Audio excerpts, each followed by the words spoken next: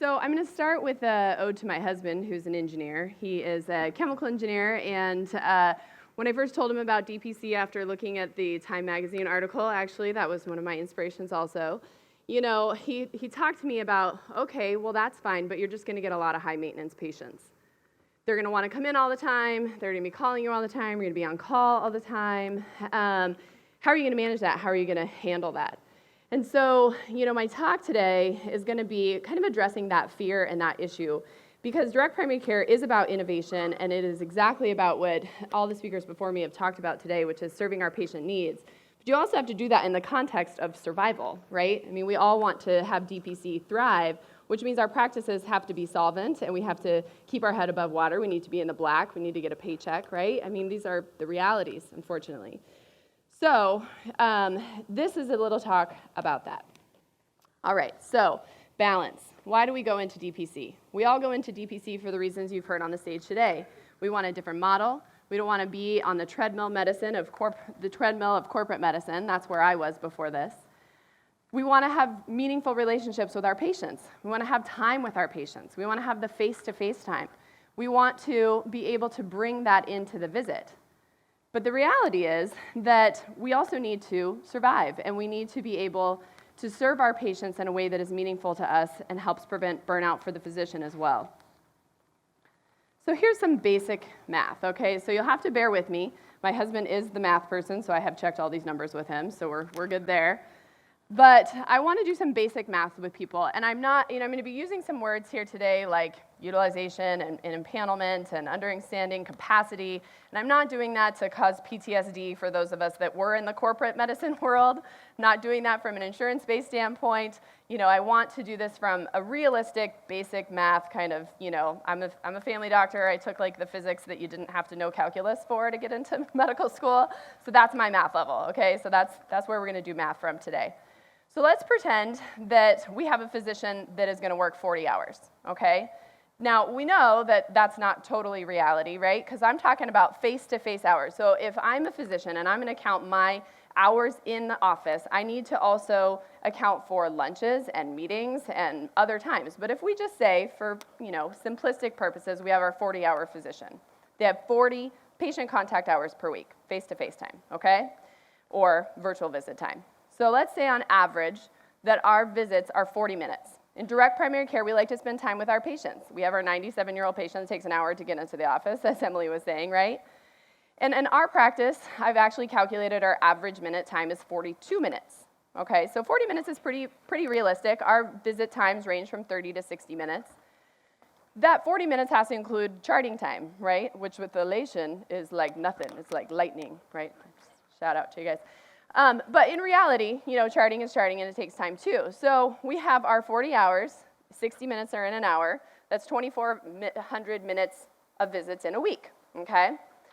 So in the week's time, that gives you about, 12 visits a day. Emily was saying she does 8, but she does a bunch in other ways, which we'll talk about, on the phone, on the portal, other ways of communicating.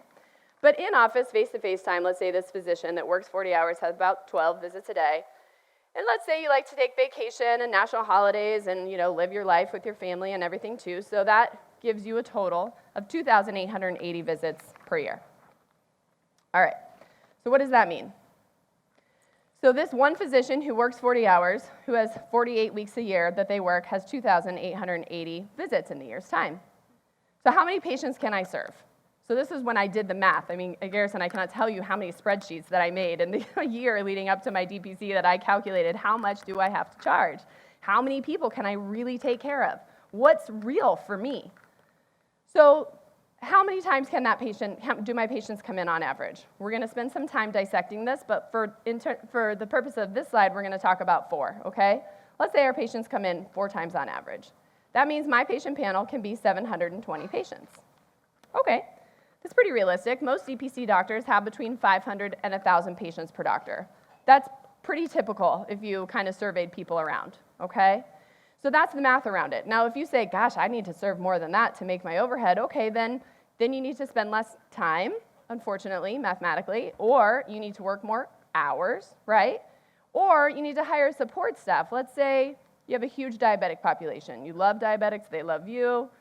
So you say, I'm going to hire a diabetic educator so that they offload 2 of those visits and my patients just need me 2 times a year. Now you could double your patient panel.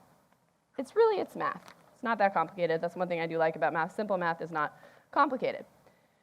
So let's talk about how that works in your overhead. Because in DPC, as we know, we're not running on the treadmill with the more patients we see, the more money we make, the more patients we see, the more money we make. We want to get off that treadmill, but we still need to understand overhead, right? So the whole point of DPC is that you can actually have a static overhead. This is super, super important, right?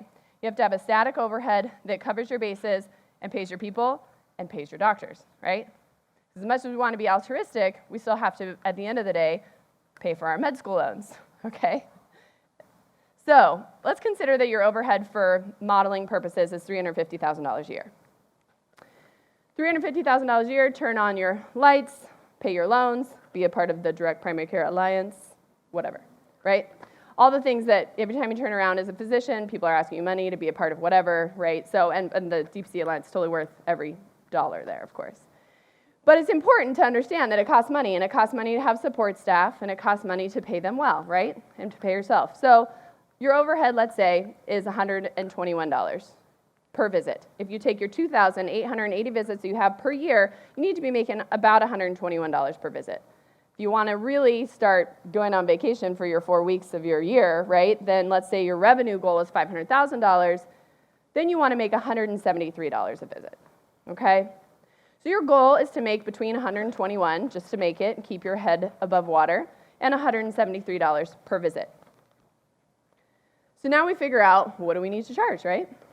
This is how we do the math. I mean, DPC docs are pretty rudimentary in this math. I would say most of us have done some of these calculations.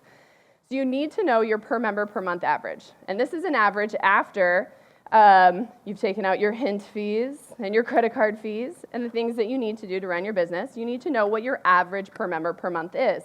So when you're structuring your prices for your model, you know, we charge $75 a month for your first household member, $60 for the second, and $35 for additional. Some people do age-based pricing. But what you need to know at the end of the day, and Hint has a nice way of actually extrapolating this from their database, is what am I actually getting in the bank on average per member? So ours is 62. So you know what our range is, right? But we get $62 in the bank per member per year. That's our average. So 12 months of the year, each member for us is worth $744. Great. So what's the sweet spot? When can those people come in? How do we talk about, no, of course they can come in whenever they want, right? But how do we keep our head above water? So if you look at that member coming in 4 times a year, you make $186 a visit. If that member comes in 8 times a year, you make $93 a visit. That's fine. There's going to be some members where you're going to be not keeping your head above the black line. And that's okay. It's all about percentages, right? So that's what we're going to talk about next. It's all about understanding your patient population and how to structure your model so that your model meets your population needs and your clinic needs.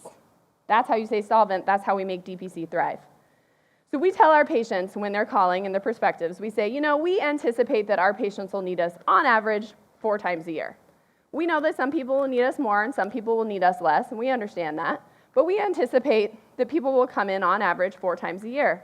We know what our per visit cost needs are, and we take that cost, we divide it out into 12 monthly payments so you have a predictable monthly payment, and we're here when you need us. And that's how we determine the monthly membership. That's how we explain it to patients so that they can understand. So this is a complicated slide. I'm going to break it down for you a little bit here. What you see on the x-axis is the number of visits that patients had in our clinic in 2018. I had a super awesome statistics med student this last month who totally broke this down for me. It was awesome. So you can see here that the majority of our patients saw us 5 or less times per year in 2018, okay? So the number of patients is on the y-axis, the number of visits is on the x-axis. In fact, only 12% of our patient population saw us more than 5 times.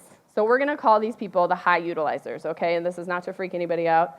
We had some DPC Facebook conversations around this term, but just for intents and purposes, these are our high utilizers, right? They come in all the time.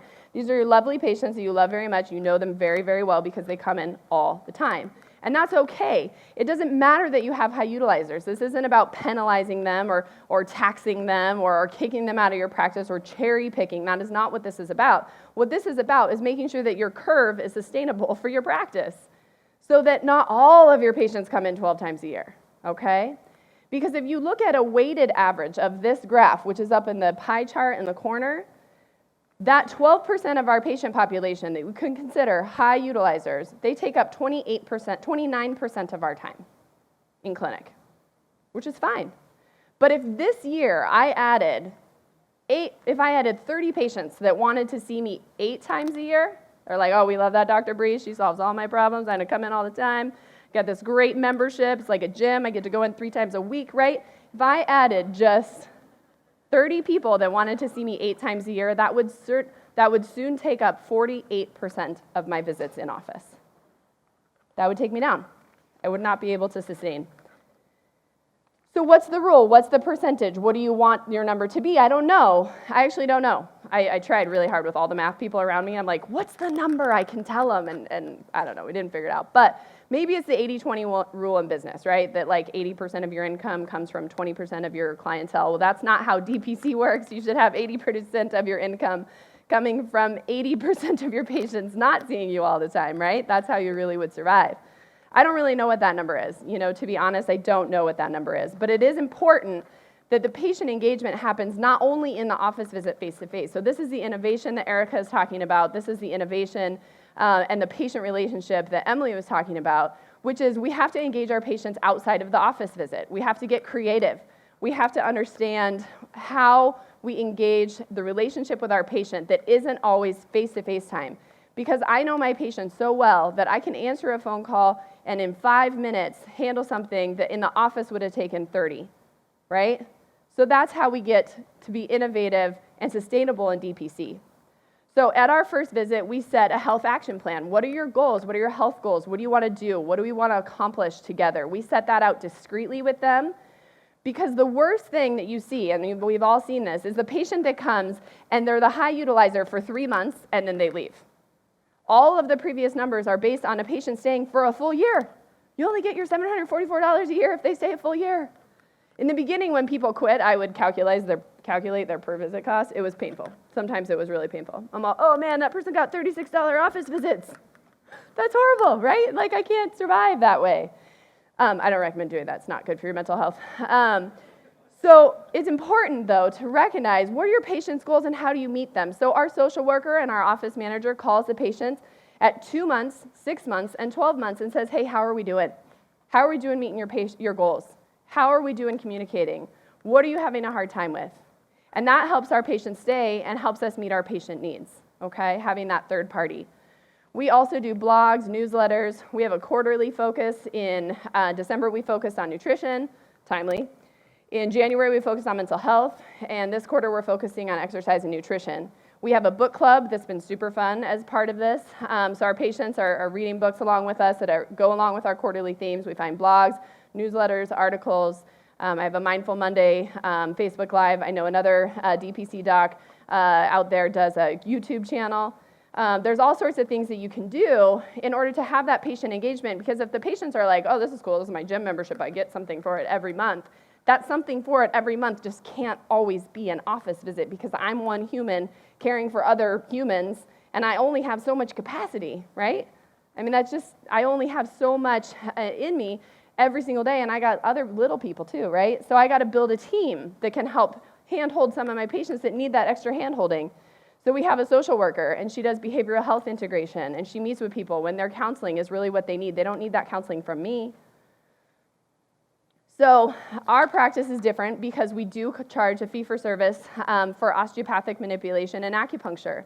We also take Medicaid clients, and we are a hybrid in that way. And so we have to account for that. So my patient panel cannot be 720 patients because I don't have that many visits available, because I like to do osteopathic manipulation and I like to do care for Medicaid clients. And I have a partner that likes to do acupuncture. So we account for that in our patient panel. So at the end of the day, as you guys all know, when you've seen one DPC, you've seen one DPC, right? This is mine, this is my model. And this is just out here so that we can understand some of these pitfalls, so we can engage our patients outside of the office visit. We can understand that DPC can be solvent, and we can all actually be here to not only do a great job for our patients, not burn out, but also survive so that our movement actually thrives. All right, thanks, guys.